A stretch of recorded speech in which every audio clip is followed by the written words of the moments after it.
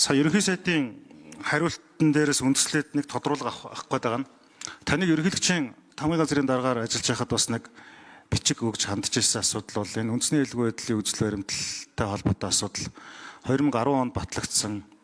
Тэгэд үзэл баримтлалын дотор бол яг хугацаа заасан хэд хэдэн асуудал байдаг л та. Одоо эрчим хүчний хараат бус байдлаа 2020 он гэхэд шийднэ.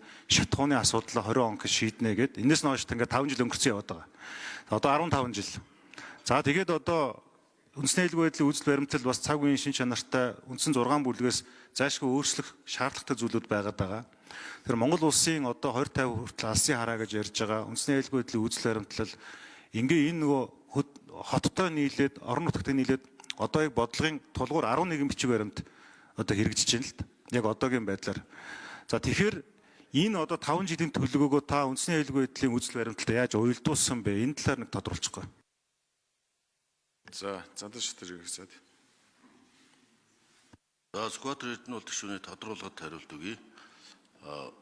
Та хэрвээ анзаарсан бол би хэлсэн үгнийхээ эхэнд эдийн засгийн аюулгүй байдал, үндэсний аюулгүй байдлын гол бүрэлдэхүүн 5 бүрэлдэхүүн хэсгийн нэг нь болох эдийн засгийн аюулгүй байдлын талаар онцолж дурдсан. Энэ бодлогын баримтчиг маань үндэсний аюулгүй байдлын үзэл баримтлал дээр үндэслэж тэр хэсэг дээр онцгой анхаарч эдийн засгийн төрөлжилт хамаарлыг бууруулах ийм чиглэлийн талаар тодорхой ярьсан. За бодлогын уялдааны үнэлгээ гэдэг асуудал бол хөгжлийн бодлого төлөлтийн хуулийн 4.1-24 заасан байгаа. Тэрнийг та тодруулж харуул. Энэ дээр бүх зүйлүүдийн чинь үнэлгээг нь хийгдсэн байгаа.